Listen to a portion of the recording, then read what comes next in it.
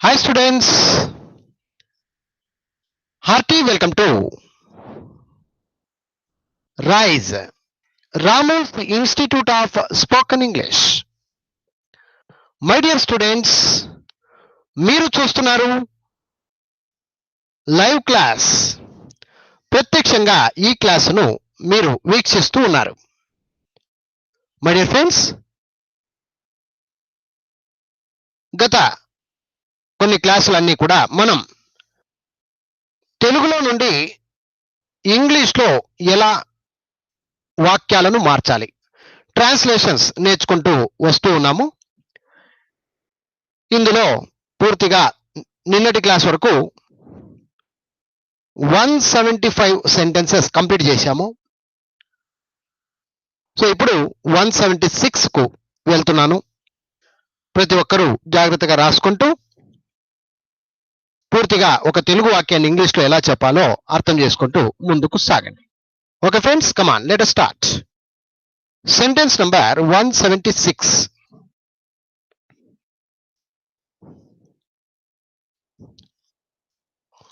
Sentence number 176. నేను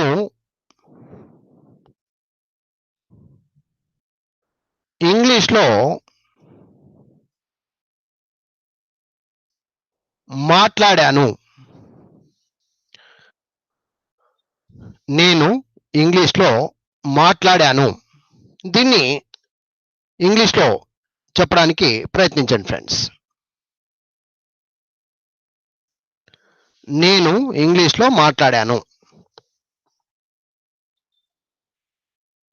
yes, విద్యార్థులు జాగ్రత్తగా అర్థం చేసుకొని ఆన్సర్ రాయండి. నేను అంటే ఇంగ్లీష్లో ఐ, ఉన్నది ఉన్నట్టుగా రాసే ప్రయత్నం. నేను అంటే ఇంగ్లీష్లో ఐ, ఇంగ్లీష్లో అంటే ఇన్ ఇంగ్లీష్.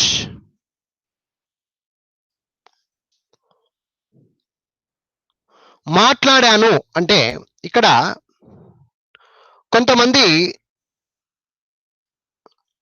టాక్డ్ అని రాసేవాళ్ళు కొంతమంది, కొంతమంది స్పోక్ అని రాసేవాళ్ళు కొంతమంది, కొంతమంది టాక్డ్ అని కూడా చెప్పవచ్చు. అలాగే కొందరు స్పోక్ అని కూడా చెప్పేవాళ్ళు ఉంటారు.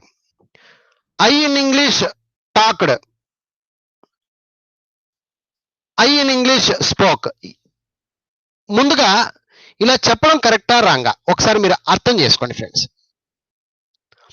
నేను ఇంగ్లీష్లో మాట్లాడాను, మాట్లాడాను పాసెన్స్ ఇది కాబట్టి పాసెన్స్ లో టాక్డా స్పోకా, ఏది కరెక్ట్?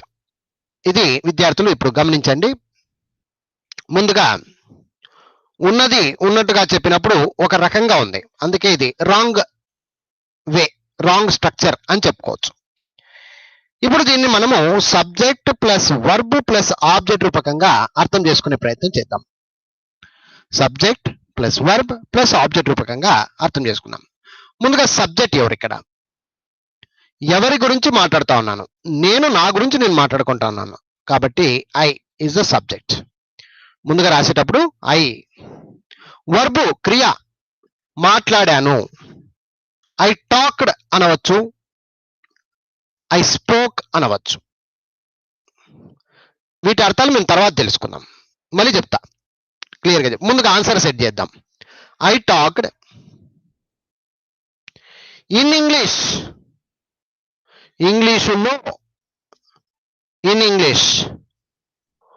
కొంతమంది ఇలా కూడా చెప్తారు, ఐ టాక్డ్ ఇంగ్లీష్, ఇన్ను రావాల్సిన అవసరం లేదు అని కొంతమంది డైరెక్ట్ గా ఐ టాక్డ్ ఇంగ్లీష్. ఎలా చెప్పినా తప్పు లేదండి. ఇంగ్లీషులో అన్నప్పుడు ఇన్ ఇంగ్లీష్ అని చెప్పేవాళ్ళు కొంతమంది ఉండేట, ఇంగ్లీష్ డైరెక్ట్ గా English, I spoken English, I talked English. విద్యార్థులు ఇక్కడ గమనించాల్సిన విషయం ఏంటంటే టాక్డ్ అనేది మీరు ఇంకొక నలుగురు మీ ఫ్రెండ్స్ అందరూ కలిసి మాట్లాడితే టాక్డ్ అండి. స్పోక్ అంటే మీకు మీరే ఒకరిగా మాట్లాడేదాన్ని స్పోక్, మాట్లాడాను పాస్ట్ టెన్స్ లో స్పోక్ అని రావడం జరుగుతుంది. సో విద్యార్థులు ఈ విషయాన్ని గమనించగలరు. టాక్డ్ అంటే నలుగురిలో మాట్లాడితే టాక్డ్, స్పోక్ అంటే ఇండివిజువల్ గా ఎవరికి వాళ్ళు మాట్లాడుకుంటే అది స్పోక్. స్పోక్ అంటే ఇక్కడ పాస్ట్ టెన్స్ ఇవన్నీ. ఓకే, స్పీక్, స్పోక్, స్పోకన్ అని నేర్చుకొని ఉంటాం కదా. స్పీకింగ్ అంటే మాట్లాడడం, ఇక్కడ మనకు పాస్ట్ టెన్స్ కాబట్టి స్పోక్ అనే ఆన్సర్ మనం చెప్పడం జరిగింది. సో మై డియర్ ఫ్రెండ్స్, ఉన్నది ఉన్నట్టుగా రాసుకున్నప్పుడు నేను ఇంగ్లీష్ లో మాట్లాడాను, ఐ ఇన్ ఇంగ్లీష్ టాక్డ్ అనకూడదు, బాగలేదు ఇది. ఈ వాక్యం ఇలా చెప్పడం బాలేదు. ఉండొచ్చు వాక్యాలన్నీ కరెక్ట్ గా అవే కదా సార్, నేను ఊకనే జస్ట్ అది ఇక్కడ పెట్టాను ఇది అక్కడ పెట్టాను అని అనుకోవచ్చు, కానీ దాన్ని కరెక్ట్ గా రాసేటప్పుడు I talked in English, I spoken English, I spoke in English ఎలాగైనా చెప్పుకోవచ్చు ఫ్రెండ్స్. దీంట్లో పెద్ద సమస్య ఏం లేదు. ఇన్ ఇంగ్లీష్ అయినా చెప్పొచ్చు, లేదా ఒట్టి ఇంగ్లీష్ అయినా చెప్పేయచ్చు, నో ప్రాబ్లం. ఓకేనా? సరే, ఇప్పుడు 177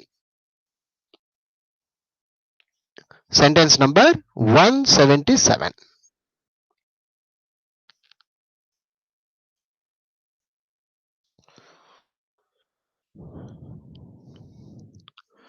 రవి, గిరి ఇద్దరు దోపిడీ దొంగలు.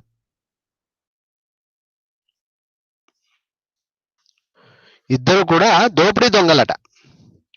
ఎవరెవరు? రవి, గిరి ఇద్దరు దోపిడీ దొంగలు. ఇప్పుడు దీన్ని ఇంగ్లీష్ లో కరెక్ట్ గా రాసే ప్రయత్నం చేద్దాం. రవి అంటే రవి, గిరి అంటే గిరి, ఇద్దరు అంటే బోత్. దోపిడీ దొంగలు ఇంగ్లీష్ లో ఏమంటారండి? దోపిడీ దొంగలు, దొంగలు అయితే థీవ్స్ అండి. ఇక్కడ దోపిడీ దొంగలు అని చెప్పడం జరిగింది కాబట్టి రాబర్స్ అని చెప్పాలి. రాబర్స్, రాబర్స్ అంటే దోపిడీ దొంగలండి. ఇప్పుడు ఏదైనా ఇంట్లో జ్వరబడి వాళ్ళ ఎదురుగా వాళ్ళను బెదిరించి, ఇప్పుడు చాలా మంది అడుగుతారండి, థీఫ్ కు రాబర్ కు తేడా ఏంటండి అని చాలా మంది అంటారు. జస్ట్ ఓవరాల్ గా తెలుసుకోవడానికి చెప్తున్నా. థీఫ్ అంటే దొంగ. ఆ ఇంట్లో ఎవరు లేనప్పుడు ఒంటరిగా వచ్చి, లేదా థీఫ్ అనేవాడు ఎంతమంది అయినా కావచ్చు, వచ్చి ఎవరు పట్టుకెళ్లేటువంటి విషయం, అలాంటి వాడిని థీఫ్ అంటారు. తెలియకుండా అని కూడా చెప్పవచ్చు. తెలియకుండా దొంగతనం చేసుకునేటువంటి వాడు థీఫ్. వాడు తెలవడు, ఎవరికి తెలియనివాడు. ఆ విధంగా రాబర్ అంటే అలా కాదు, డైరెక్ట్ గా కత్తి పెట్టో అలాగా ఎదిరించి బెదిరించి దోపిడీ చేస్తాడు. ఉన్నదంతా ఇస్తారా సస్తారా అంటాడు. ఆ విధంగా రాబర్ అంటే అందరికీ తెలిసి ఎదురుగానే మన వస్తువులను తీసుకుని వెళ్ళేటోడు రాబర్. థీఫ్ అంటే దొంగ, పక్కనే పెట్టింటాం, అతనితో మాట్లాడుతూ ఉంటాం, మనకు తెలియకోకుండా తీసుకుని వెళ్ళిపోతాడు. ఆ విధంగా దొంగ అవుతాడు థీఫ్. రాబర్ అంటే దోపిడీ దొంగ, దోపిడీ చేస్తారు వాళ్ళు. ఆ విధంగా జస్ట్ ఈ డిఫరెన్స్ అనేది పిల్లలకు, విద్యార్థులకు అర్థం కావాలని చెప్తున్నాను ఫ్రెండ్స్. దయచేసి ఇది అర్థం చేసుకోండి. ఓకే, సో దోపిడీ దొంగకు చాలా తేడా ఉంటుందండి. ఓకేనా? ఎస్, ఇప్పుడు దీన్ని అడ్జస్ట్మెంట్ చేసి చూద్దాం. రవి, గిరి ఇద్దరు దోపిడీ దొంగలు అనేటువంటి వాక్యాన్ని ఇంగ్లీష్ లో మనం రాసేటప్పుడు ఉన్నది ఉన్నట్టుగా రాసుకుంటే అది ఒక తప్పుడు వాక్యంగా వస్తుంది. Wrong statement and wrong structure statement. ఓకేనా? రాంగ్ స్ట్రక్చర్ ఉంది అక్కడ. అంటే ఎలా? Subject plus verb plus object. ముఖ్యంగా ఇక్కడ సబ్జెక్టు దొరకడానికి అవకాశం ఉంది, ఆబ్జెక్ట్ దొరకడానికి అవకాశం ఉంది, కానీ వర్బ్ లేదు. ఇక్కడ వర్బే లేదు, క్రియ లేదు, క్రియ లేని వాక్యము లేదు. అందుకనే క్రియను సెట్ చేయాలి మనం ఇంగ్లీష్ లో. ముందుగా ఈ విషయాన్ని మనం అర్థం చేసుకోవాలి. సరే, ఇప్పుడు చూద్దాం ముందుగా దీన్ని ఎలా రాయాలి. సబ్జెక్టు వర్బ్ ఆబ్జెక్ట్ రూపకంగా ఎలా రాయాలి, దీన్ని ఎలా రాయాలి. ఓకే, ముందుగా సబ్జెక్ట్ ఎవరు? ఇక్కడ ఎవరి గురించి మాట్లాడుతున్నాం మనం? రవి గురించి, గిరి గురించి మాట్లాడుతున్నాం, వాళ్ళిద్దరి గురించి మాట్లాడుతున్నాం. కాబట్టి ముందుగా రాసేటప్పుడు రవి, గిరి ఇద్దరు అన్నప్పుడు ఇంగ్లీష్ లో ఎలా రాయాలంటే ముందుగానే బోత్ తీసుకోండి. బోత్, రవి అండ్ గిరి అనాలి. ఇద్దరు పేర్లు కనుక మనం మెన్షన్ చేస్తూ ఉంటే తెలుగులో నడిచిపోతుంది, తెలుగులో నడుస్తుందండి. కానీ ఇంగ్లీష్లో వచ్చేసరికి కంపల్సరీ అండ్ అనే పదాన్ని వాడండి మీరు. తెలుగులో నడిచిపోతుంది రవి గిరి అన్నప్పుడు ఓకే, నో ప్రాబ్లం. కానీ బోత్ రవి అండ్ గిరి అనే మాట మీరు మాట్లాడాలి. సబ్జెక్ట్ పార్ట్ ఇదంతా కూడా సబ్జెక్ట్ పార్టే. ఎవరు సబ్జెక్ట్ పార్ట్ అంటే ఏమి? ఎవరు? Both Ravi and Giri subject part అయిపోయింది. ఇప్పుడు దోపిడీ దొంగలు అన్నారు కానీ దొంగతనం చేసినారు, తినేసినారు, పోయినారు అని ఎవరు చెప్పట్లా, అవునా? కాబట్టి both Ravi and Giri. Verb ఏంటి ఇక్కడ? చెప్పాను మీకు ఆల్రెడీ, కొన్ని వీడియోలు కూడా మనం చూసాం, కొన్ని సెంటెన్స్లు కూడా చూసాం. వర్బు లేని వాక్యాలను మనం ఇంగ్లీష్లో రాసేటప్పుడు దాని యొక్క వర్బు లేకున్నప్పుడు ఇక్కడ క్రియ లేదు, పని లేదు, తినింది లేదు, పోయింది లేదు, వచ్చింది లేదు, ఏమి లేదు అక్కడ. కాబట్టి both Ravi and Giri is గాని యామ్ గాని ఆర్ గాని తప్పనిసరిగా ఉండాలి. ఈజ్ గాని యామ్ గాని ఆర్ గాని తప్పనిసరిగా ఉండాలి. ఇక్కడ ఇద్దరు ఉన్నారు, రవి అండ్ గిరి ఇద్దరు ఉన్నారు ఇక్కడ. కాబట్టి ఈజ్ యాము రాదు. ఒకరికేమో ఈజు యామేమో నాకు ఐకు మాత్రమే, కాబట్టి మిగిలింది ఎవరు? ఆర్, ఎక్కువ మందికి. సో ఇక్కడ బోత్ రవి అండ్ గిరి అన్నప్పుడు ఒకటి ఇద్దరు ఉన్నారు, ఇక్కడ ప్లూరల్ ఉన్నారు. సో ఇక్కడ మనం ఆర్ అని ఉపయోగించడం జరిగింది. Both Ravi and Giri are అని చెప్పిన తర్వాత రాబర్స్, వాళ్ళు ఎవరు? రాబర్స్, దోపిడి దొంగలు. ఇప్పుడు అర్థమైందా ఫ్రెండ్స్? క్లియర్ గా అర్థమైందా? ఇప్పుడు వాక్యాన్ని పలికి చూడండి, మీకు క్లారిటీ వస్తుంది. రవి గిరి ఇద్దరు దోపిడీ దొంగలు. Ravi Giri both are robbers, ఇలాగైనా చెప్పవచ్చు. లేదు both Ravi and Giri are robbers, ఇలా చెప్తే కొంచెం అందంగా ఉంది అంతే. Ravi and Giri both are అని చెప్పినా తప్పలేదు. Ravi and Giri both are robbers అని చెప్పినా తప్పలేదండి, మిమ్మల్ని ఎవరు తప్పు పట్టరు. రవి అండ్ గిరి బోత్ అన్నా ఒకటే, బోత్ రవి అండ్ గిరి అన్నా ఒకటే, ఎటువంటి ఇబ్బంది లేదు ఫ్రెండ్స్, ఎటువంటి ఇబ్బంది లేదు. ఓకేనా? రవి అండ్ గిరి బోత్ అన్నా ఒకటే, బోత్ రవి అండ్ గిరి అన్నా ఒకటే, ఇబ్బంది లేదు. సరే, ఈ వాక్యాన్ని చూస్తే both Ravi and Giri are robbers అని చెప్పాలి. ఓకే ఫ్రెండ్స్, అర్థమైంది కదా? ఎస్. 178కి వెళ్దాం. Sentence number 178.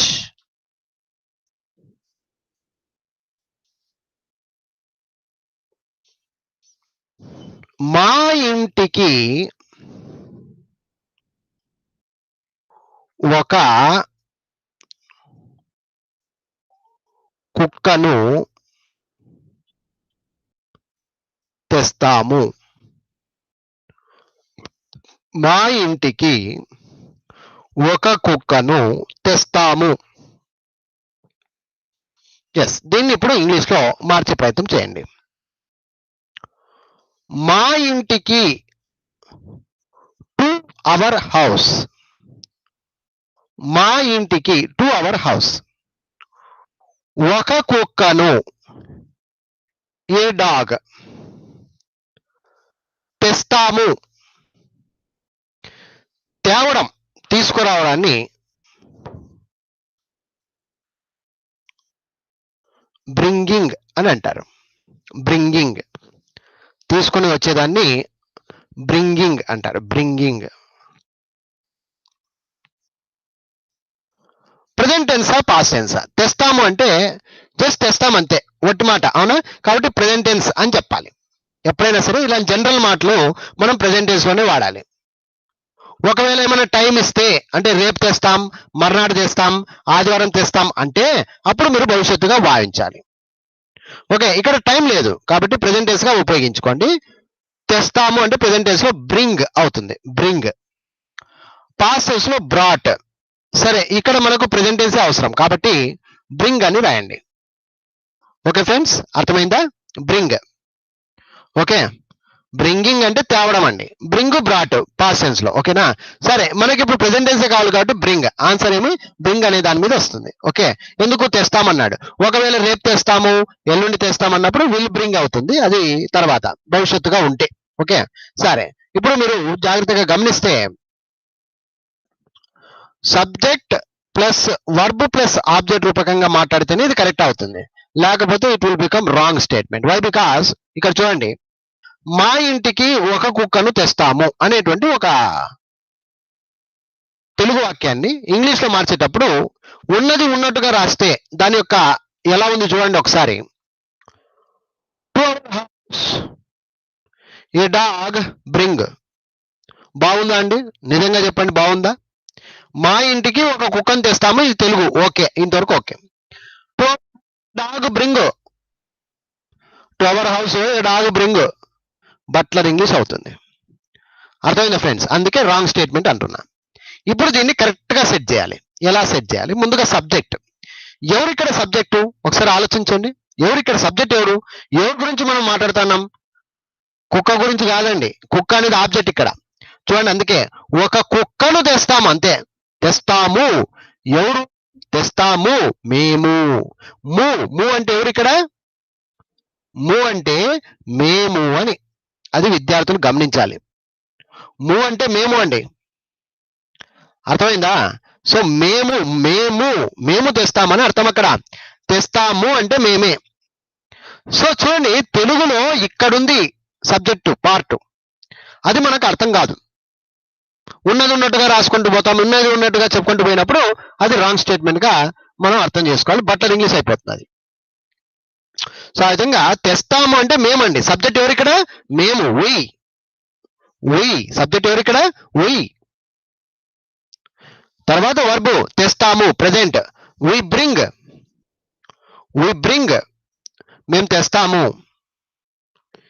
ఏం తెస్తాము? వి బ్రింగ్ ఒక కుక్కను, ఏ డాగ్. టైం ఇచ్చాడా? ఎల్లుండి, రేపు అని లేదు, కాబట్టి నో ప్రాబ్లం, ఇంకా రాయాల్సిన అవసరంలా. ఇప్పుడు మొత్తం చెప్పండి. మా ఇంటికి ఒక కుక్కను తెస్తాము, సరే. వి బ్రింగ్ ఏ డాగ్, మరి మా ఇంటికి ఇంకా రాయలేదు. మా ఇంటికి అంటే ఏమి? To our house. So this is the answer, to our house. బాగా అర్థం చేసుకోండి. సబ్జెక్ట్ ఏమో వి,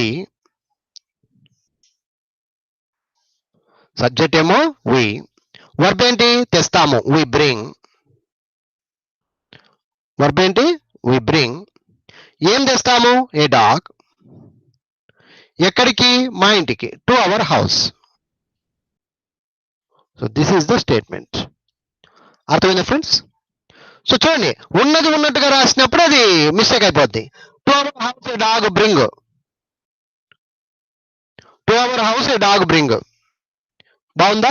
బాలేదు, ఇది రాంగ్ స్టేట్మెంట్. ఇది సబ్జెక్ట్ వర్బ్ ఆబ్జెక్ట్ రూపకంగా రాసినప్పుడు అది correct. We bring a dog to our house. We bring a dog to our house. This is the correct statement. Okay friends, అర్థమైంది కదా? Okay, yes. 178 is completed. Now let us go to 179.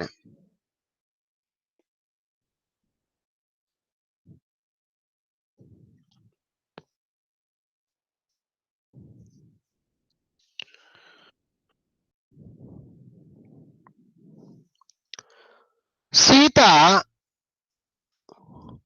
Bathroom clean చేసింది. Sita bathroom clean చేసింది. ఈ వాక్యాన్ని మీరు English లో రాసే ప్రయత్నం చేయండి. సీత బాత్రూమ్ క్లీన్ చేసింది. సీత అంటే సీత, బాత్రూమ్ అంటే బాత్రూమ్, క్లీన్ చేసింది. క్లీన్ చేసింది వర్బ్ కాబట్టి క్లీన్ చేసేదాన్ని ఏమంటారండి? క్లీనింగ్. క్లీన్ చేసేదాన్ని ఏమంటారు? క్లీనింగే. ఓకే, సో ఇక్కడ క్లీనింగ్ అనే పదము క్లీన్ చేసింది, ఆల్రెడీ చేసింది కాబట్టి it's the past tense. Past tense అది జరిగిపోయిన సంఘటన కాబట్టి పాస్ట్ టెన్స్ లో క్లీనింగ్ కు క్లీన్, క్లీన్డ్ అని వస్తుంది. ఇది present tense clean, past tense లో cleaned, clean, cleaned. So cleaning, clean, cleaned, past tense లో క్లీన్డ్. సో ఆన్సర్ ఇది క్లీన్డ్ అని రావాలి. ఓకే, సో ఇప్పుడు చూడండి, సీత బాత్రూమ్ క్లీన్ చేసింది. Sita bathroom cleaned. బాగుందా? ఒకసారి మీరు పలికి చూడండి. బాగుందా? స్ట్రక్చర్ బాగుందా? Structure most important. ఇంగ్లీష్ అనేది అందంగా కనిపించాలి అంటే మీరు స్ట్రక్చర్ రూపకంగా కరెక్ట్ గా మీరు రాయాలి. మరి సీత బాత్రూమ్ క్లీన్డ్ బాగుందా? బాగుందా? అందుకనే ముందుగా దీన్ని అర్థం చేసుకొని సబ్జెక్ట్ వర్బ్ ఆబ్జెక్ట్ రూపకంగా అర్థం చేసుకోవాలి. Subject plus verb plus object. ఇప్పుడు సెట్ చేయండి. సబ్జెక్ట్ ఎవరి గురించి మాట్లాడుతున్నాం? మనము సీత గురించి మాట్లాడుతున్నాం కాబట్టి సీత ఏం చేసింది? సీత క్లీన్ చేసింది. క్లీన్డ్. సీత క్లీన్డ్. ఏం క్లీన్ చేసింది? The bathroom. క్లియర్ గా ఉంది. ఇప్పుడు పలికి చూడండి, మీకు క్లారిటీ వస్తుంది. సీత బాత్రూమ్ క్లీన్ చేసింది. Sita bathroom cleaned. ఉన్నది ఉన్నట్టుగా రాసి ఇలా వచ్చింది, సీత బాత్రూమ్ క్లీన్డ్. ఇది తప్పు. ఇలా రాయకూడదు. స్ట్రక్చర్ రాంగ్ అంతే. అదేం సార్, సీత అంటే సీత, బాత్రూమ్ అంటే బాత్రూమ్, క్లీన్ చేసిందంటే క్లీన్డ్, ఇంతకంటే గ్రామర్ సార్ అని కొంతమంది అంటారు. గ్రామర్ విషయము మీరు అర్థం చేసుకోవాలంటే సబ్జెక్ట్ వర్బ్ ప్లస్ ఆబ్జెక్ట్ రూపకంగా రాస్తేనే అది పర్ఫెక్షన్. అర్థమైంది ఫ్రెండ్స్? అందుకనే ముందుగా subject plus verb plus object. Subject ఎవరు ఇక్కడ? Sita. Cleaned verb, object the bathroom. Object ఇది. Subject plus verb plus object రూపకంగా ఉంటేనే వాక్యము కరెక్ట్ అవుతుంది. అర్థమైంది ఫ్రెండ్స్? ఓకేనా? క్లియరా? సీత బాత్రూమ్ క్లీన్డ్ తప్పు, అలా అనకూడదు. సీత క్లీన్డ్ ద బాత్రూమ్ అని చెప్పాలి. Okay friends? సో చూడండి, సింపుల్ గా ఉంటాయి. మనకు తెలుసులే అనే ఒక ఫీలింగ్ లో ఉంటాయి, కానీ మనం రాసేటప్పుడు ఇంగ్లీష్ లో మార్చేటప్పుడు దాని యొక్క డిస్టర్బెన్స్ అనేది మనకు అర్థమవుతుంది ఫ్రెండ్స్. అర్థమైందా? ఇలా మాట్లాడితే సీత బాత్రూమ్ క్లీన్ అన్నారు అనుకోండి, అరే వీడికి ఇంగ్లీష్ రాదురా అంటారు. అదే సీత క్లీన్ ద బాత్రూమ్ అనండి, ఎంత బాగా మాట్లాడుతున్నావు కదా ఇంగ్లీష్ అంటారు. ఎంత చిన్న తేడా అంతే. అది ఇటు పెట్టడం, ఇది అటు పెట్టడం. చూడండి ఎంత తేడా అయిపోయిందో. ఇంగ్లీష్ అంతేనండి. ఇది అర్థం చేసుకునేంత వరకు మాత్రమే మనకి ఇంగ్లీష్ రాదనిపిస్తుంది, తర్వాత మీరు మాట్లాడుతుంటే అద్భుతంగా ఉంటది. ఓకే సరే, ఇప్పుడు సెంటెన్స్ నంబర్ 180కి వద్దాం. Sentence number 180. ఎస్, జాగ్రత్తగా చూడండి.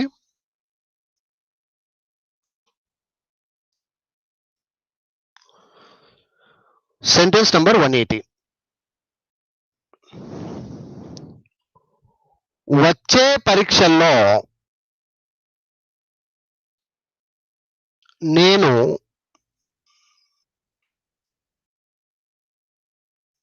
పాస్ అవుతాను. ఇదొక వాక్యం ఇలా ఉంది. వచ్చే పరీక్షల్లో నేను పాస్ అవుతాను. దీన్ని మీరు ఇంగ్లీష్ లో రాసే ప్రయత్నం చేయండి. వచ్చే పరీక్షల్లో నేను పాస్ అవుతాను. ముందుగా వచ్చే పరీక్షల్లో ఇన్ ద నెక్స్ట్ ఎగ్జామ్స్ అనొచ్చు. ఓకే, వచ్చే పరీక్షలు అంటే రాబోయే పరీక్షల్లో. In the next exams, next అంటేనే వచ్చే అని అర్థం. Okay, in the next exams.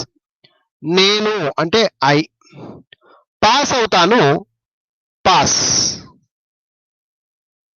కొంతమంది విల్ పాస్ అని కూడా రాసే వాళ్ళు కొంతమంది ఉంటారు. ఎట్లా సార్? పాస్ అంటే పాస్ అవుతాను, పాస్. విల్ పాస్ ఎందుకు అనాలి? జాగ్రత్తగా గమనించండి ఫ్రెండ్స్. వచ్చే పరీక్షల్లో అన్నాడంటే అర్థం ఏంటి? అది భవిష్యత్తు సూచన. ఈ రోజు రేపటిదైతే కాదు కదా. సరే రేపే అనుకుందాంలే, వచ్చే పరీక్షలు అంటే అదే కావచ్చు కదా. కాబట్టి ఇప్పుడైతే కాదు, వచ్చే పరీక్షల్లో నేను పాస్ అవుతాను. ఇప్పుడైతే ఫెయిల్ అవుతాలే, వచ్చే పరీక్షల్లో నేను పాస్ అవుతాను. ఈ విధమైనటువంటి ఒక టైం సెన్స్ అనేది, వచ్చే పరీక్షల్లో అని ఒక టైం సెన్స్ అక్కడ ఉంది. దాన్ని అర్థం చేసుకుంటే విల్ పాస్ అనేది కరెక్ట్. లేదు సార్ నేను పాస్ అంటానన్నా మిమ్మల్ని ఎవరు తప్పు పట్టరండి. పాస్ అన్నా విల్ పాస్ అన్నా పెద్ద తేడాలు ఏమి ఉండవు. వర్బ్ ఇంపార్టెంట్ నాకు అంతే. అర్థమైందా? దాంట్లో పాస్ అన్నా విల్ పాస్ అన్నా అడ్జస్ట్మెంట్స్ అయిపోతాయి, పెద్ద ఇష్యూ కాదు. ఓకేనా? సరే, ఇప్పుడు in the next exams I pass.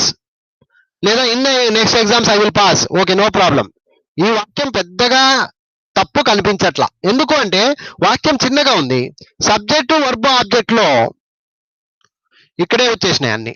Time ముందున్న ఒకటే, లాస్ట్ ఉన్న ఒకటే. ఇన్ ద నెక్స్ట్ ఎగ్జామ్స్ ఇక్కడున్న ఒకటే, ఇన్ ద నెక్స్ట్ ఎగ్జామ్స్ ఇక్కడున్న ఒకటే.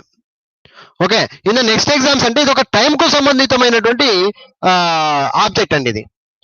సో విద్యార్థులు ఇట్లాంటి వాటి మీద కొంచెం జాగ్రత్తలు వహించాలి. ట్విస్ట్ క్వశ్చన్స్ అన్నమాట ఇలాంటివన్నీ. ఓకేనా? సో అది వచ్చే పరీక్షలో నేను పాస్ అవుతాను అన్నప్పుడు అప్పుడు సబ్జెక్ట్ ఎవరు ఇక్కడ? I will pass, verb will pass ఏ దాంట్లో? In the next exams. ఇలాగైనా ఇలా రాస్తే బాగుంటుంది friends. Okay, I will pass in the next exams. I will pass in the next exams. ఇక్కడ విద్యార్థులు గమనించాలి, వచ్చే పరీక్షలో నేను పాస్ అవుతాను. I will pass in the next exams. I pass in the next exams అంటే దానికంటే ఐ విల్ పాస్ అయి బాగుంటుంది. ఓకేనా? ఎందుకు సార్ ఐ విల్ పాస్ అనాలి అంటే వచ్చే పరీక్షలు అనేది ఫ్యూచర్ గా భావించినాం. ఆ విధంగా అర్థం చేసుకోవాలి. Okay, yes. ఇప్పుడు సెంటెన్స్ నంబర్ 181.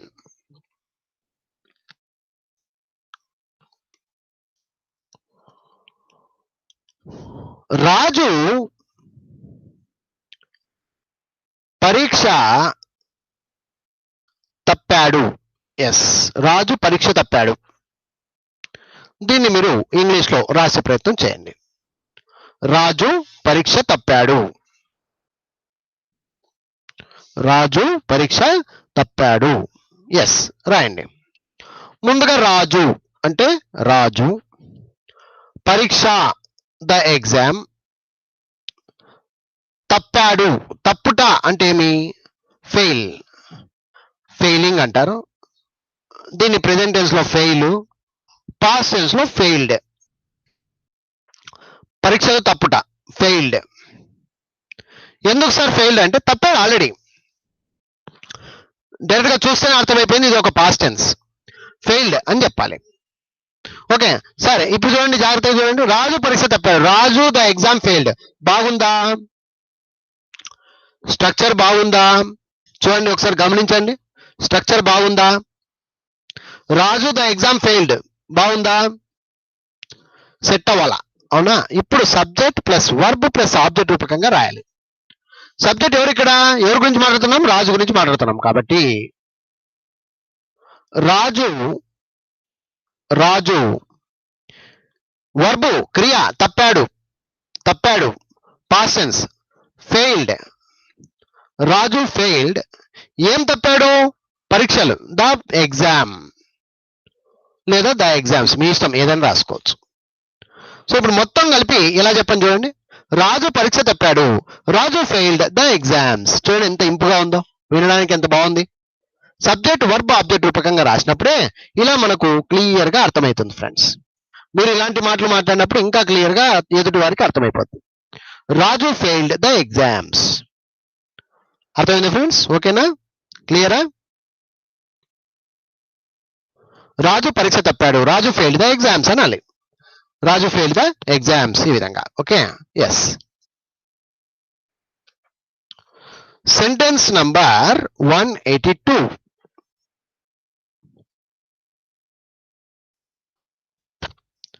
Sentence number 182.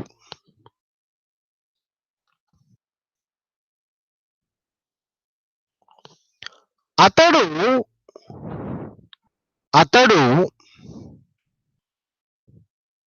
వచ్చే పరీక్షల్లో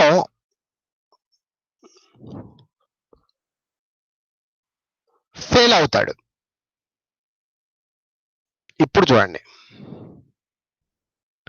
అతడు వచ్చే పరీక్షల్లో ఫెయిల్ అవుతాడు. ఇంకా ఫెయిల్ అవ్వాలా?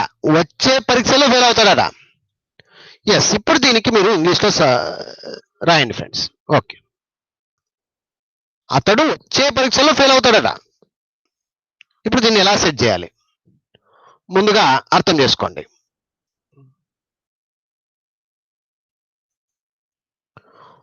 అతడు అంటే హి వచ్చే పరీక్షల్లో ఇన్ ద నెక్స్ట్ ఎగ్జామ్స్. ఇందాక చూసిన దాంట్లోనే కొంచెం ట్విస్ట్ అంతే ఇవి. ఫెయిల్ అవుతాడు, విల్ ఫెయిల్ అనేవాళ్ళు కొంతమంది,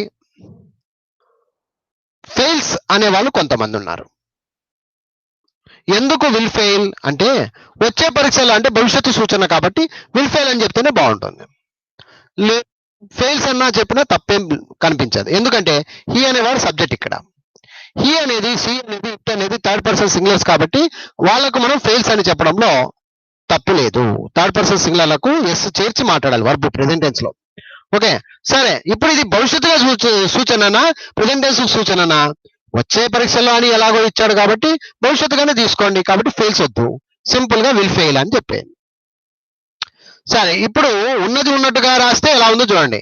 he in the next exams will fail. ఇది కొంచెం స్ట్రక్చర్ రాంగ్ గా ఉంది. ఇప్పుడు దీన్ని మనము subject plus verb plus object రూపకంగా రాసుకునే ప్రయత్నం చేయాలి.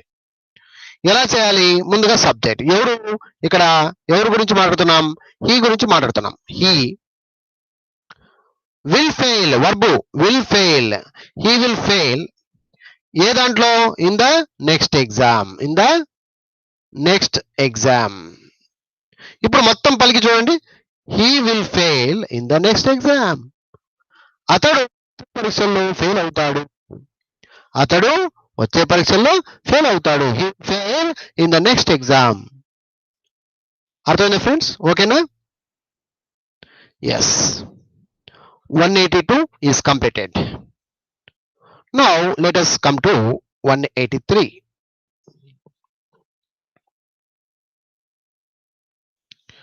Sentence number 183. మా చిన్నమ్మ నన్ను కొట్టింది. మా చిన్నమ్మ నన్ను కొట్టింది. దీన్ని ఇంగ్లీష్ లో ఎలా చెప్పాలి? ముందుగా మా చిన్నమ్మ, అవర్ ఆంట్. నన్ను, మళ్ళీ చెప్తున్నాను, నన్ను. కొంతమంది ఐ రాస్తారు, కొంతమంది మీ రాస్తారు. ఏది కరెక్ట్? నన్ను అని ఉన్నప్పుడు మీ అనే కరెక్ట్, ఐ రాంగ్ అండి. ఎవరు ఐ రాయకూడదు, తప్పు. ఎందుకు రాయకూడదు నేను చెప్తాలేండి, నో ప్రాబ్లం. నన్ను అన్నప్పుడు మీ అని రాయాలి, నేను అన్నప్పుడు ఐ రాయాలి. చాలా మంది పొరపాటు చేస్తారు ఈ విషయంలో. ఓకే, నన్ను అంటే మీ రాయాలండి. కొట్టింది, కొట్టింది పాస్ట్ టెన్స్ ఇది. కొట్టుట, బీటింగ్. కొట్టుట అంటే బీటింగ్. ప్రెజెంట్ టెన్స్ లో బీట్, పాస్ట్ టెన్స్ లో bet. Beat bet, beat bet, B E A T. Same spelling ఉన్నా కూడా మనం బెట్ అనాలి, బెట్. సేమ్ స్పెల్లింగ్ అండి, కానీ బెట్ అనాలి, బిఈఏటి బెట్ అనాలి, బెట్. సరే, ఇప్పుడు ఇక్కడ పాస్ట్ టెన్స్ కాబట్టి బిఈఏటి బెట్ అని వస్తుంది, బెట్. బెట్ అనాలి, బెట్. బీట్ అనకూడదు, బెట్ అనాలి. ఓకే, సరే ఫ్రెండ్స్, ఇప్పుడు జాగ్రత్తగా చూడండి. ఇప్పుడు మా చిన్నమ్మ నన్ను కొట్టింది. ఉన్నది ఉన్నట్టుగా రాస్తే స్ట్రక్చర్ ఎలా ఉంది చూడండి. అవర్ ఆంట్ మీ బెట్టు, అవర్ ఆంట్ మీ బెట్టు. ఇది బట్లర్ ఇంగ్లీష్, డైరెక్ట్ గా నోట్లోనే కనిపిస్తుంది, తేడా కనిపిస్తుంది అంతే. బట్లర్ ఇంగ్లీష్ అంటే తేడా ఇంగ్లీష్ అంతే. సో అలా మాట్లాడే కన్నా subject plus verb plus object రూపకంగా మాట్లాడాలి. ముందుగా సబ్జెక్ట్ ఎవరు ఇక్కడ? మా చిన్నమ్మ, అవర్ ఆంట్. వర్బ్ ఏం చేసింది? కొట్టింది, బెట్. ఎవరిని కొట్టింది? నన్ను కొట్టింది, మీ. సో ఇప్పుడు పలికి చూడండి, subject plus verb plus object. Our aunt bet me. మా చిన్నమ్మ నన్ను కొట్టింది, నన్ను కొట్టింది అన్నప్పుడు మీ అనాలి. అర్థమైంది ఫ్రెండ్స్? ఒక చిన్న లాజిక్ ఏంటంటే, వర్బునకు ఇటుపక్క ఉన్నప్పుడు ఐ అని రాసుకోండి, వర్బునకు అటుపక్క పోయినప్పుడు ఐ అనేది మీగా మారుతుందని ఒక చిన్న లాజిక్ గుర్తు పెట్టుకోండి చాలు. ఓకే, వర్బుకి ఇటుపక్క ఉన్నంత వరకు ఐ రాయొచ్చు, ఆ ఐ యువతల పక్క పడినప్పుడు కంపల్సరీ మీ అనేది రాయాలి. ఓకే, సరే, జస్ట్ లాజిక్స్ అంతే ఇవన్నీ. ఓకే, ఇప్పుడు దీని గురించి ఏమొద్దు, జాగ్రత్తగా అర్థం చేసుకోండి. మా చిన్నమ్మ నన్ను కొట్టింది. అవర్ ఆంట్ బెట్ మీ అనాలి, బెట్ ఐ అనకూడదండి. బెట్ ఐ అనకూడదు, చాలా మంది అంటారు, అనకూడదు అలాగా. బెట్ ఐ అనకూడదు, బెట్ మీ. ఓకే ఫ్రెండ్స్, అర్థమైందా? Yes. Now let us go to 184. Sentence number 184కి వెళ్దాం. ఓకే,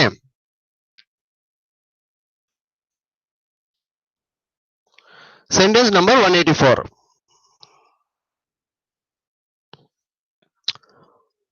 మా తాతయ్య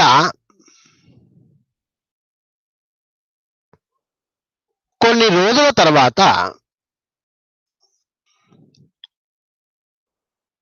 చనిపోతాడు. ఎస్, మా తాతయ్య కొన్ని రోజుల తర్వాత చనిపోతాడు. దీన్ని మీరు ఇంగ్లీష్లో ఎలా రాయాలో రాయండి. మా తాతయ్య కొన్ని రోజుల తర్వాత చనిపోతాడు. ఉన్నది ఉన్నట్టుగా రాసుకుంటే మా తాతయ్య, అవర్ గ్రాండ్ పా, అవర్ గ్రాండ్ పా, కొన్ని రోజుల తర్వాత, ఆఫ్టర్ సమ్ డేస్,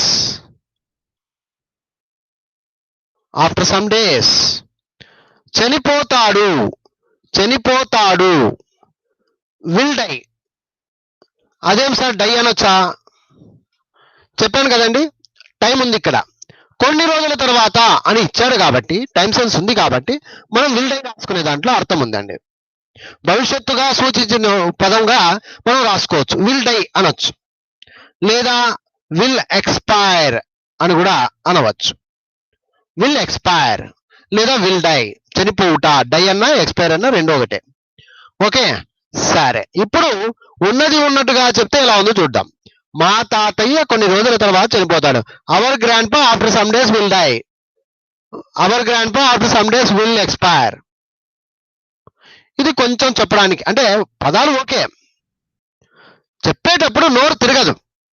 మరి ఎలాంటప్పుడు ఎలా ఉండాలి? Subject plus verb plus object రూపకంగా ఉంటే క్లారిటీగా ఫ్లూయెంట్లీగా మనం మాట్లాడే వారం అవుతాం. సబ్జెక్ట్ ఎవరు ఇక్కడ? Our grandpa plus verb, ఏమవుతాడు, ఏం చేస్తాడు అతను? చనిపోతాడు, విల్ డై లేదా విల్ ఎక్స్పైర్. ఎప్పుడు? After some days, after some days. Okay friends, అర్థమైంది కదా? మా తాతయ్య కొన్ని రోజుల తర్వాత చనిపోతాడు. Our grandpa will die after some days. This is the structure. Our grandpa will die after some days. ఇప్పుడు పలికి చూడండి, పైది పలకండి. ఎప్పుడైనా సరే మీరు పైది పలికి చూడండి, కిందది పలికి చూడండి. ఉన్నది ఉన్నట్టుగా రాసుకున్నప్పుడేమో ఒక రకంగా ఉంటుంది వాక్యము. బాగా subject plus verb plus object రూపకంగా క్లియర్ గా రాసుకుంటే ఈ విధంగా ఉంటుంది friends. Our grandpa will die after some days. ఈ విధంగా రాసుకోండి. Okay, yes. 185, sentence number 185.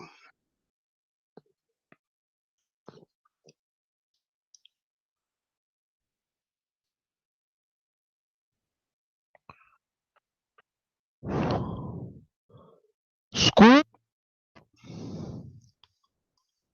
School బెంచి మీద కూర్చుంటాము. ఎస్, స్కూల్ బెంచి మీద కూర్చుంటాము. It's a general sentence, general గా సహజ సిద్ధమైనటువంటి మాటలు. ఇలాంటప్పుడు ప్రెజెంట్ టెన్స్ గా తీసుకోండి. సహజ సిద్ధమైనటువంటి మాటలు. దీంట్లో రేపు మర్నాడు ఇలాంటి కల్పితాలు ఏం లేవు. స్కూల్లో మేము బెంచ్ మీద కూర్చుంటామండి, లేదా ఇంట్లో నేను చాప్ మీద ఏదో ఒకటి టేబుల్ మీద కూర్చుంటాను, ఈ విధంగా. సో ఇలాంటివన్నీ general things of speaking level. Okay, so అలాంటప్పుడు సహజ సిద్ధంగా ఉన్న వాక్యాలను ప్రెజెంట్ టెన్స్ లో మాట్లాడాలనేది ఒక రూల్ ఉందండి. కూర్చుంటాను, సిట్, అంతే అంతే. సహజ సిద్ధంగా ఉంది కాబట్టి ప్రెజెంట్ టెన్స్. సిట్టింగ్ అంటే కూర్చోవడం. సిట్ ప్రెజెంట్ టెన్స్ లో సిట్, అంతే. సహజ సిద్ధమైనటువంటి మాటలు ఏదైనా కానీ మనం ప్రెజెంట్ టెన్స్ లో చెప్తే చాలు.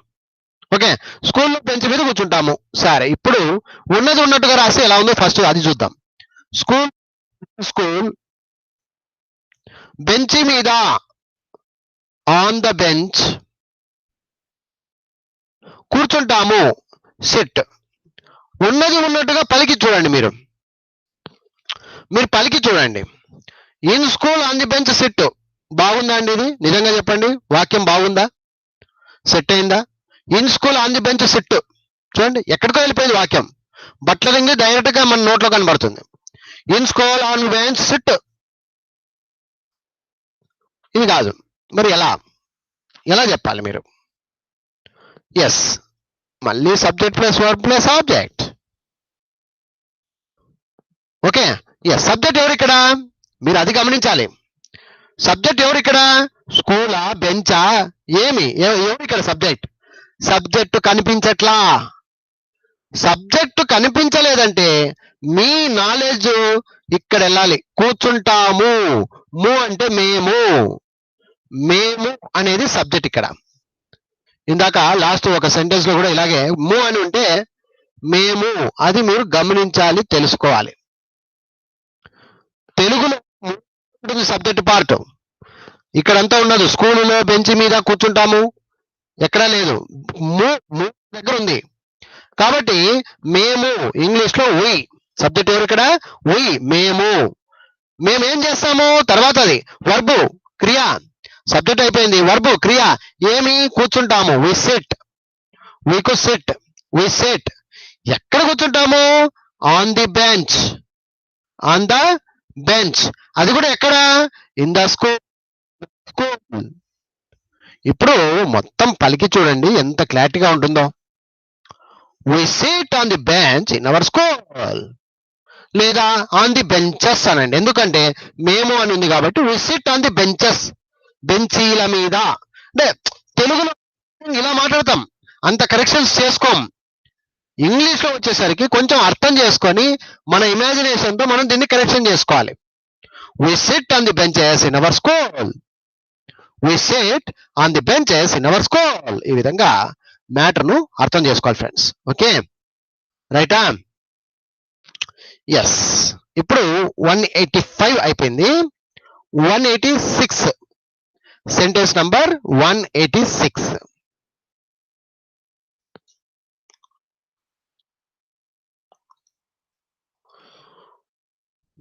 ఎస్. ఆమె దానిని కొంతకాలం తర్వాత తింటుంది. ఆమె దానిని కొంతకాలం తర్వాత తింటుంది. ఎస్. ఇప్పుడు దీన్ని సెట్ చేయండి. ఆమె దానిని కొంతకాలం తర్వాత తింటుంది.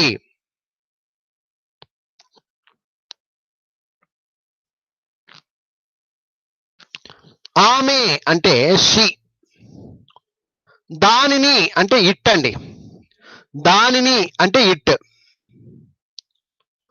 కొంతకాలం తర్వాత, after some time.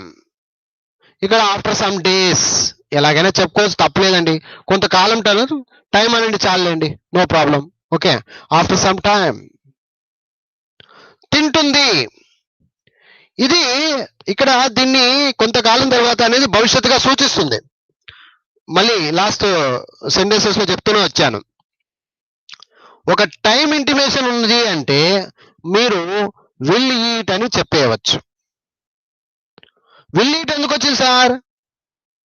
After some time అన్నాడు కదా, కొంతకాలం తర్వాత, ఆఫ్టర్ సమ్ టైం అన్నాడు కాబట్టి అది భవిష్యత్తుగా సూచించుకొని మనం విల్ ఈట్ అని చెప్పడంలో తప్పులేదు.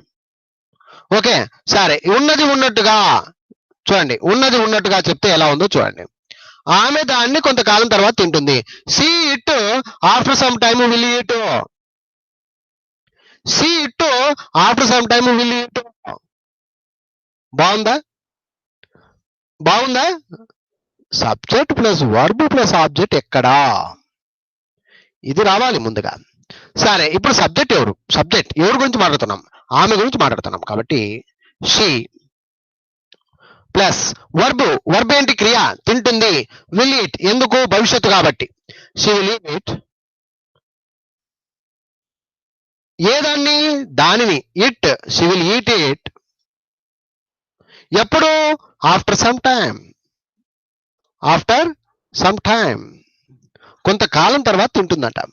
ఇప్పుడు పలికి చూడండి. దీనికి చాలా అంటే ఉన్నది ఉన్నట్టుగా రాసినప్పటికీ మనం సబ్జెక్ట్ వర్బ్ ఆబ్జెక్ట్ రూపకంగా రాసినప్పటికీ ఎంత తేడా ఉందో మీరే గమనించండి ఫ్రెండ్స్. ఆమె దానిని కొంతకాలం తర్వాత తింటుంది. She it after some time will eat అంటే ఎలా ఉంది? She will eat it after some time.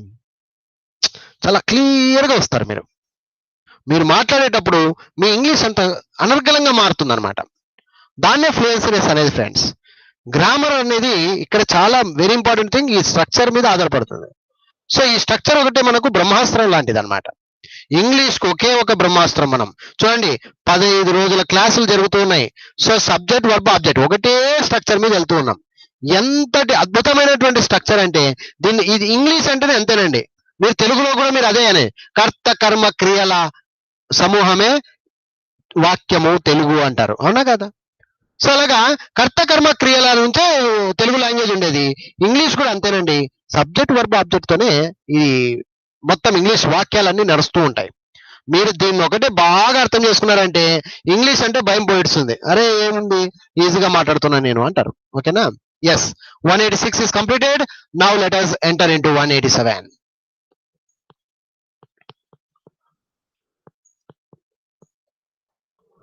Now 187 please. Okay.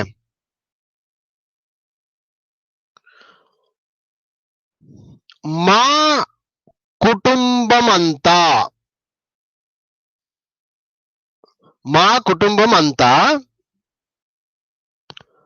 సినిమాకు వెళ్తాము. ఎస్, మా కుటుంబం అంతా సినిమాకు వెళ్తాము. దీన్ని మీరు ఇంగ్లీష్ లో రాయండి ఫ్రెండ్స్. మా కుటుంబం అంతా సినిమాకు వెళ్తాము. ఉన్నది ఉన్నట్టుగా రాసే ప్రయత్నం చేద్దాం. మా కుటుంబం అంతా, అవర్ ఫ్యామిలీ మెంబర్స్. ఇక్కడ మా కుటుంబం అంతా అన్నప్పుడు అవర్ ఫ్యామిలీ మెంబర్స్ అని చెప్పండి, బాగుంటుంది. మా కుటుంబీకులంతా, మా కుటుంబంలో ఉన్న వారంతా అంత చెప్పాల్సిన అవసరం లేదు, ఇక్కడికే లాగినట్టుంది. మా కుటుంబం అంతా, ఆల్ అవర్ ఫ్యామిలీ మెంబర్స్ అనండి, ఇంగ్లీష్ లో సరిపోద్ది. ఓకే. సినిమాకు, to the film, to the cinema, ఎట్లయినా చెప్పుకోండి, మీ ఇష్టం, ఏదైనా చెప్పుకోండి. ఫిలిం, మూవీ, సినిమా ఏదైనా చెప్పుకోండి. వెళ్తాము, ఇట్స్ అ జనరల్ థింగ్. మీకు ఇప్పుడు ఇందాక అదే చెప్పా. రేపు, ఎల్లుండి, భవిష్యత్తు, ఆదివారం అనేది ఏమైనా ఉందా ఇక్కడ? ఏది లేదు. కాబట్టి it's a present tense. Time లేని పక్షాన ఆ వాక్యము ప్రెజెంట్ టెన్స్ వాక్యంగా భావించండి. సో వెళ్తాము అంటే గో, అంతే. ఇంకా ఏం చెప్పేది ఏం లేదు. ఇంకా గోయింగ్ అంటే వెళ్ళుట, గో అనేది present tense. Okay, so go. సరే ఫ్రెండ్స్, ఇప్పుడు జాగ్రత్తగా చూడండి. ఉన్నది ఉన్నట్టుగా రాస్తే ఎలా ఉంది వాక్యం? మా కుటుంబం అంతా సినిమాకు వెళ్తాము. All our family members to the movie go. ఉన్నది ఉన్నట్టుగా రాస్తే సెంటెన్స్ స్ట్రక్చర్ సరిగా లేదు. అవే పదాలను మార్చుకుందాం. ఎట్లా? Subject plus verb plus object రూపకంగా. సబ్జెక్ట్ ఎవరు ఇక్కడ? Subject hero. మా కుటుంబం అంతా, మన కుటుంబం గురించి మాట్లాడుతున్నాను ఈరోజు. So all of our family members, ఇదంతా సబ్జెక్టే. All of our family members, all of our family members. ఏం చేస్తాం? గో, వెళ్తాం. Go, all of our family members go. ఎక్కడికి? To the movie, to the movie, to the theater, ఏదైనా చెప్పుకోండి, మీ ఇష్టం. ఇక ఓకేనా?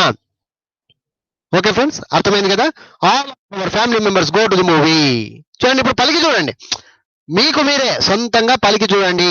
ఇలా పలికి చూడండి, తప్పుగా వస్తుంది. ఇలా పలికి చూడండి, ఎంత ఆనందకరంగా ఉంటుంది, ఎంత ఫ్లూయెంట్లీగా ఉంటుంది. అర్థమైందా friends? Okay, yes, 187 is completed. Now let us enter into 188.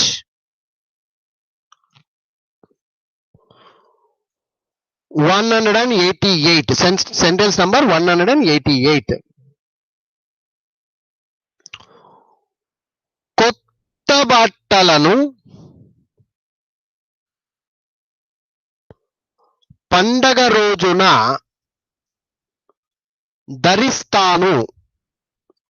కొత్త బట్టలను పండగ రోజున ధరిస్తాను. ఎస్, ఇప్పుడు మీరు దీన్ని సొంతంగా ఇంగ్లీష్లో రాయండి ఫ్రెండ్స్. కొత్త బట్టలను పండుగ రోజున ధరిస్తాను. కొత్త బట్టలను పండుగ రోజున ధరిస్తాను. ఎస్, కొత్త బట్టలను, న్యూ క్లోత్స్. కొత్త అంటే న్యూ, బట్టలను అంటే క్లోత్స్ అనాలండి. New clothes. సరే, ఇక్కడ ఒక చిన్న విషయం, తెలియని విషయము అందరికీ, ఒకసారి జాగ్రత్తగా చూడండి. కొంతమంది అంటారు, సార్ CLOTH, దీన్ని క్లాత్ అనాలనా, CLOTH క్లోత్ అనాలనా? చాలా మందికి ఇది ఒక పెద్ద డౌట్ అండి. జాగ్రత్తగా అర్థం చేసుకోండి ఫ్రెండ్స్, చాలా మందికి తెలియని విషయం ఇది. CLOTH క్లాత్ అని కొంతమంది అంటారు, CLOTH క్లోత్ అని కొంతమంది అంటారు. ఈ రెండిటికి తేడా ఏంటి? ఇప్పటికీ కొంతమందికి కన్ఫ్యూజన్ ఇది. మై ఫ్రెండ్స్, జాగ్రత్తగా చూడండి.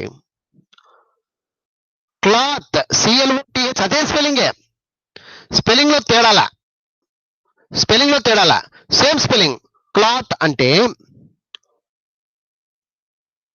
మామూలు మనం అంగడికి పోయి క్లాత్ తీసుకుంటాం అంటే ఏంటి, కుట్టనటువంటివి, కుట్టినవి కాదు, కుట్టినవి కాదు. ఇప్పుడు అంగి ఉంది, కుట్టింది కదా. అంగి మీరు కుట్టించక ముందు ఎలా ఉంటుంది, జనరల్ గా ఒక బట్టలు తీసుకుంటాం, బట్టలుగా తీసుకుంటాం. అలాంటి వాటిని మనం ఆ క్లాత్ అంటారు దాన్ని. అంటే కుట్టకుండా ఉండేటువంటి వాటిని క్లాత్ అంటారు. కుట్టిన తర్వాత ఒక షర్ట్ ఉంది, ఒక షర్ట్ ఉంది, కుట్టిన తర్వాత షర్ట్ అయిపోతుంది. బాగా అర్థం చేసుకోండి, అర్థమైంది ఫ్రెండ్స్? కుట్టిన తర్వాత అది షర్ట్ అవుతుంది, అప్పుడు క్లోత్స్. క్లాత్ వేరు, క్లాత్ స్టోర్స్ అంటారు. క్లాత్ స్టోర్స్ అంటే బట్టలు ఉంటాయి, అక్కడ బట్టలు అమ్ముతారు. ఎలాంటి బట్టలు అమ్ముతారు? కుట్టనటువంటి వాటివి. కుట్టినవి అయితే క్లోత్స్ అయిపోతాయి. కుట్టించినాము అంటే అది క్లోత్స్. కుట్టక ముందు క్లాత్, కుట్టించిన తర్వాత క్లోత్. అది విద్యార్థులు గమనించాలి, తెలుసుకోవాలి ఫ్రెండ్స్. అర్థమైందా? క్లాత్ స్టోర్స్ అంటారు, క్లాత్ స్టోర్స్. అర్థమైందా? క్లాత్ స్టోర్స్ అంటే అక్కడ ఓన్లీ కుట్టనటువంటివి బట్టల రూపకంగా ఉంటాయి. అంగి, ప్యాంటు, పీసులు అంటారు కదా, పీసులు, అలాంటివి అనమాట. ఓకేనా? రైటా ఫ్రెండ్స్? అర్థమైంది కదా? సరే, ఎస్, విద్యార్థులు కొంచెం అర్థమవుతాడు చెప్తున్నాను ఫ్రెండ్స్, అంతే, దయచేసి ఏమనుకోవద్దు. ఎస్, కొత్త బట్టలను న్యూ క్లోత్స్ అనాలి. ఓకే, కొత్త బట్టలు అంటే ఇంకా కుట్టించేస్తామని, ఆ విధంగా. న్యూ క్లోత్స్, ఇప్పుడు క్లోత్స్ అని ఎందుకు అంటున్నాను అర్థమైంది కదా. క్లాత్ అనకూడదు, న్యూ క్లోత్స్ అనాలి. ఓకే, ఎస్, కొత్త బట్టలను అంటే కుట్టించేస్తాము అని అర్థం, ఆ విధంగా. న్యూ క్లోత్స్, పండుగ రోజున, on the festival, on the festival అనాలి. పండుగ రోజున, ఆన్ ద ఫెస్టివల్. ధరిస్తాను, ధరించుట. ధరించుట అంటే ఏంటండి? వేరింగ్. ధరించుట అంటే వేరింగ్, ఇంగ్లీష్ లో వేరింగ్ అంటారు. వేరింగ్ అంటే ధరించడం, వేసుకోవడం. అంగి, ప్యాంట్ వేసుకుంటాం కదా, దాన్ని వేరింగ్ అంటారు. WEARING, wearing. ఇప్పుడు మీరు గమనిస్తే ధరిస్తాను అంటే ఇది భవిష్యత్తు సూచననా లేకపోతే ప్రెజెంట్ టెన్స్ గా చెప్పుకోవచ్చా? మళ్ళీ ఒక చిన్న లాజిక్ ఉంది ఇక్కడ. పండుగ రోజున అన్నాడు అంటే ఈ రోజైతే పండుగ కాదు కదా, ఈ రోజైతే పండుగ కాదు కదా. కాబట్టి పండుగ రోజున అన్నప్పుడు ఇది భవిష్యత్తుగా సూచించినాడు కాబట్టి విల్ అని చెప్పండి, సరిపోద్ది. ఎందుకు సార్ విల్ వేర్ అన్నారు మళ్ళీ మీరు అంటే, పండుగ రోజున అని ఒక టైం ఇంటిమేషన్ చేశాడు. ఇక్కడ టైం ఉంది, ఇక్కడ టైం. కాబట్టి టైం ఇచ్చాడు కాబట్టి ఆ టైం అనేది భవిష్యత్తులో ఉంది కాబట్టి విల్ వేర్ అని చెప్పడం సరిపోతుంది. అప్పుడు ఉన్నది ఉన్నట్టుగా చెప్తే ఆన్సర్ ఎలా ఉందో ఒకసారి గమనించండి. New clothes on the festival will wear. బా ఏం ఇంగ్లీష్ అండి, అర్థమైందా? బాగుందా English? New clothes on the festival will wear. Subject లేదు, వర్బు లేదు, లేదు, సరిగా లేదు, ఏమి లేదు. ఓకేనా? సో దీన్ని ఇప్పుడు మనము అడ్జస్ట్మెంట్ చేయాలి. ఎలా అడ్జస్ట్మెంట్ చేయాలండి? ముందుగా సబ్జెక్ట్ ఎవరు ఇక్కడ, మీరు అది కనుక్కోవాలి. సబ్జెక్ట్ ఎవరు ఇక్కడ? కొత్త బట్టలను పండుగ రోజున ధరిస్తాను. నేను, నువ్వు అంటే నేను, నువ్వు అంటే నేను, ఇది చివరన ఉంది. ఓకే, సో నేను అంటే ఇంగ్లీష్ లో ఐ అనాలి, ఐ. ఓకే, సో ఇప్పుడు చెప్పండి. Subject I, verb will wear, ధరిస్తాను భవిష్యత్తులో, ఇప్పుడు కాదు భవిష్యత్తులో. ఐ విల్ వేర్, ఏం ధరిస్తాను? కొత్త బట్టలు, న్యూ క్లోత్స్.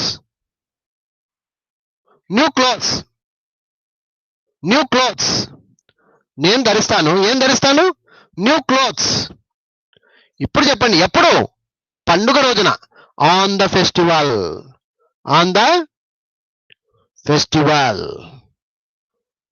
అర్థమైందా ఫ్రెండ్స్? ఓకేనా? కొత్త బట్టలను పండుగ రోజు ధరిస్తాను. ఉన్నది ఉన్నట్టుగా చెప్తే new clothes on the festival will wear. తప్పు, ఇలా చెప్పకూడదు. New clothes on the festival will wear. అసలు సబ్జెక్టే లేదు దాంట్లో.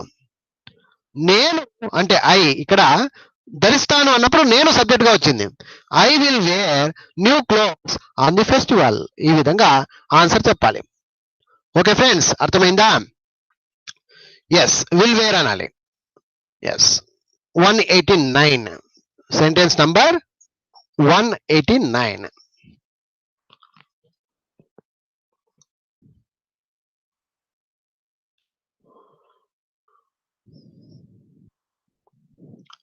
నేను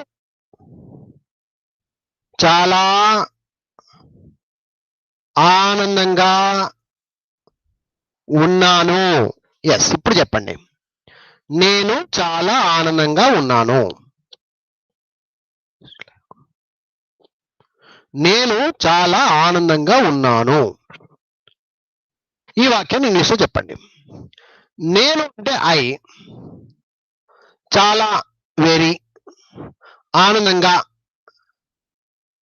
హ్యాపీ, ఉన్నాను, యామ్. నేను ఐ, చాలా, వెరీ, ఆనందంగా, హ్యాపీ, ఉన్నాను, యామ్. ఉన్నది ఉన్నట్టుగా పలకండి చూద్దాం. I very happy yam. I very happy yam. I very happy yam. వాక్యం బాగుందా? బాలేదు. ఎందుకు? Subject plus verb plus object రూపకంగా లేదు. అలా ఉంటేనే మీ ఇంగ్లీష్ వాక్యం ఫ్లూయెంట్లీగా ఉంటుంది. ఓకే, ముందుగా సబ్జెక్ట్ ఎవరు ఇక్కడ?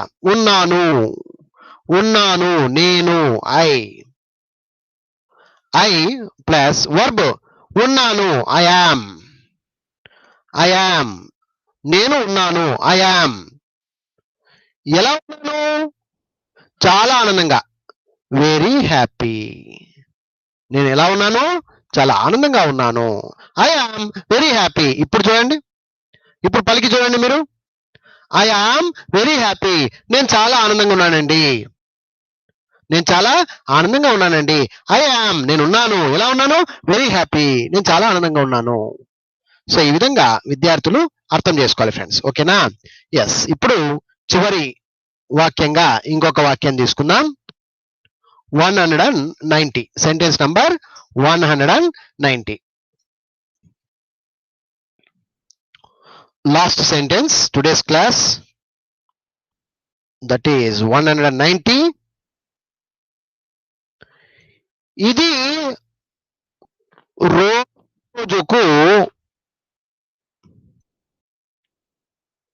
పెరుగుతూ. ఎస్, ఇప్పుడు మీరు చెప్పండి. ఇది రోజుకు పెరుగుతుంది. ఎస్, ఇది రోజు రోజుకు పెరుగుతుంది. ముందుగా ఇది అంటే ఇట్ అనండి, బాగుంటుంది. రో అంటే ఇంగ్లీష్ లో ఏమంటారు? రోజుకు. ఎస్, చెప్పాలి మీరు. రోజుకు అంటే ఇంగ్లీష్ ఏమంటారు? Day by day. రోజు రోజుకు అంటే డే బై డే. ఇది అందరూ తెలుసుకోవాల్సినటువంటి మంచి పదం. Day by day. Day by day ఇలాంటి కొంచెం కొత్త పదాలను వాడదాం. ఓకే, రోజుకు డే బై డే. మళ్ళీ అంటే డే డే అని కాదు, తప్పది. Day by day. It day by day పెరుగుతూ ఉంది అని ఉంది ఇక్కడ. పెరుగుతూ ఉంది. పెరుగుట అంటే ఏమి? కొంతమంది గ్రోయింగ్ అని రాసేవాళ్ళు, కొంతమంది ఇంక్రీజింగ్ అని రాసేవాళ్ళు, కొంతమంది డెవలపింగ్ అని రాసేవాళ్ళు రాస్తూ ఉంటారు. ఎటువంటి అబ్జెక్షన్ లేదు. మీ మనసులో ఎలా అనిపిస్తే అలా రాయండి, ఎటువంటి అబ్జెక్షన్ లేదు. గ్రోయింగ్ రాయవచ్చు, ఇంక్రీజింగ్ రాయవచ్చు, డెవలపింగ్ అంటే కూడా రాయవచ్చు. పెరుగుతుంది, అర్థమైందా? పెరుగుతుంది. పెరుగుట అంటే గ్రోయింగ్ వస్తుంది, ఇంక్రీజింగ్ కూడా వస్తుంది, అలాగే సారీ అండి, డెవలపింగ్ అని కూడా వస్తుంది. ఓకే, సో విద్యార్థులు గమనించండి, ఇది రోజు రోజుకు పెరుగుతూ ఉంది. ఇది ఉన్నట్టుగా రాస్తే చూడండి, it day by day growing, it day by day increasing, it day by day developing. ఇలా రాయకూడదు, ఇది వద్దు, ఇలా రాయకూడదు. ఎలా రాయాలి sir? Subject plus verb plus object రూపకంగా రాయండి. సబ్జెక్ట్ ఎవరు ఇక్కడ? ఎవరి గురించి మాట్లాడుతున్నాము? ఇది ఇట్ గురించి మాట్లాడుతున్నాం. ఇట్ ప్లస్ వర్బ్ ఏంటి? పెరుగుతోంది, జరుగుతోంది కాబట్టి కంపల్సరీ ఈజ్ లేదా యామ్ లేదా ఆర్ పెట్టి తర్వాత ఇన్ఫార్మ్ రాయాలి. Growing, increasing, developing. ఎస్, ఇప్పుడు చూడండి, it is growing, it am it ఆరా? యామ్ రాదు, ఆర్ రాదు. It is growing. ఎలా? Day by day. Day by day, రోజు రోజుకు పెరుగుతూ ఉంది. Day by day. It is developing. Day by day it is increasing. Day by day. ఈ విధంగా విద్యార్థులు అర్థం చేసుకోవాలి ఫ్రెండ్స్. డే బై డే అంటే రోజు రోజుకు. It is growing day by day. Day by day. Okay, it is developing day by day. It is increasing day by day. ఎలా రాసినా తప్పు లేదు. విద్యార్థులు ఈజీగా అర్థం చేసుకోవాలి. ఉన్నది ఉన్నట్టుగా రాసి తప్పండి. It day by day growing, it day by day increasing, it day by day developing. It is wrong statement. బాలేదు అది, అవునా? ఎందుకు? వర్బ్ లేదు. ముఖ్యంగా వర్బ్ లేని కారణం వల్ల ఇక్కడ is. It is growing, it is growing day by day. Is ఉండాలి, తీరాలి. అర్థమైంది ఫ్రెండ్స్? పెరుగుతూ ఉంది, పెరుగుతూ ఉంది. It is growing day by day. It is developing day by day. ఈ విధంగా విద్యార్థులు ఎన్నో వాక్యాలను మనము ఈ సబ్జెక్ట్ వర్బ్ ఆబ్జెక్ట్ రూపకంగా నేర్చుకునే ప్రయత్నం చేయవచ్చు ఫ్రెండ్స్. ఓకేనా? సో మై డియర్ ఫ్రెండ్స్, ప్రతిరోజు చెప్పేటువంటి ఒక చిన్న మాట, ప్రతి ఒక్కరూ మా లైవ్ క్లాసెస్ రెగ్యులర్ గా ఫాలో అవ్వాలి. మా వీడియోలు, పుస్తకాలు అన్ని కూడా మీకు వాట్సాప్ కు కావాలి అనుకునే వారికి మేము అన్ని లైన్ గా, సీరియల్ గా, పద్ధతిగా మీకు ఒక పద్ధతిగా మేము మీకు అందజేస్తూ ఉన్నాము. 1000 రూపీస్ ఫీజు అండి. ఇది లైఫ్ లాంగ్ కోచింగ్ అండి. ఒక్కసారి లైఫ్ లాంగ్ కోచింగ్ లో మీరు చేరండి. మా వాట్సాప్ కోచింగ్ లో చేరి ప్రతిదీ మీకు ఏదైనా డౌట్ వస్తే అడగడానికో, మీకు 24 అవర్స్ మేము సర్వీస్ చేస్తూ ఉన్నాము. 24 అవర్స్ ఇంటూ 7. సో ఇలాంటి ఒక అద్భుతమైనటువంటి అవకాశం వాట్సాప్ ద్వారా మేము కలగజేస్తున్న విద్యార్థులకు, మరి ఎవరైనా సరే ఇంకా మీకు ఏదైనా మా గురించి అంటే పుస్తకాలు డైరెక్ట్ గా కావాలి, 60 బుక్స్ ప్యాక్ ఉంటుంది, అలాగే మెటీరియల్స్ ఒక మెమరీ కార్డు వస్తుంది మీకు టోటల్ గా, అలాగే మీకు ఇంకా ఏదైనా కావాలనుకుంటే తీసుకోవచ్చు. డివిడీస్ 20 డివిడీస్ ప్యాక్ ఉంటుంది. సో అలాగా. సో వీటి రేట్లు, వీటి విషయాలు తెలుసుకోవాలనుకుంటే 9390495239 ఈ నంబర్ కు కాల్ చేయండి. Any time always welcome. So మీకోసం మేము ఎన్నో విషయాలు తెలియజేస్తాము. అలాగే వాట్సాప్ కోచింగ్ ఎలా ఉంటుంది ఒకసారి మేము చూపిస్తాము, శాంపుల్ గా కూడా చూపిస్తాము. చూడండి, మీరు మా దగ్గర మాట్లాడి అన్ని విషయాలు తెలుసుకోండి. వాట్సాప్ లో ప్రతిరోజు మేము ఎన్నో రకాల లైవ్ వీడియోలు కావచ్చు, రికార్డెడ్ వీడియోస్ కావచ్చు, అన్ని ఒక లైన్ ప్రకారంగా సీరియల్ గా 1 2 3 4 డే వైజ్ గా మొత్తం ఒక సిస్టమేటిక్ గా రెడీ చేశామండి. ఎవరికైనా మా వాట్సాప్ కోచింగ్ లో చేరాలనుకుంటే మా వాట్సాప్ నంబర్ 9390495239 హ్యాపీగా రండి. కొద్ది కాలంలోనే ఇంగ్లీష్ చక్కగా నేర్చుకునేవారు అవుతారు. నేను మీకోసం కృషి చేస్తూ ఉన్నాను. బుక్స్ ఇస్తాను, పీడిఎఫ్ సాఫ్ట్ కాపీస్ ఉంటాయి, బుక్స్ ఉంటాయి, అలాగే మెమరీ కార్డ్స్ ఉంటాయి, కావాలంటే తీసుకోవచ్చు మీరు. వాటి రేట్లు, వాటి వివరాలు, ఎలా చేయాలి, ఈ విషయాలు తెలుసుకోవాలనుకున్న వారు దయచేసి 9390495239 కు కాల్ చేయండి. మరిన్ని వివరాలు తెలుసుకోండి friends. Thanks a lot for coming today's live class. Thank you. Bye. Bye bye.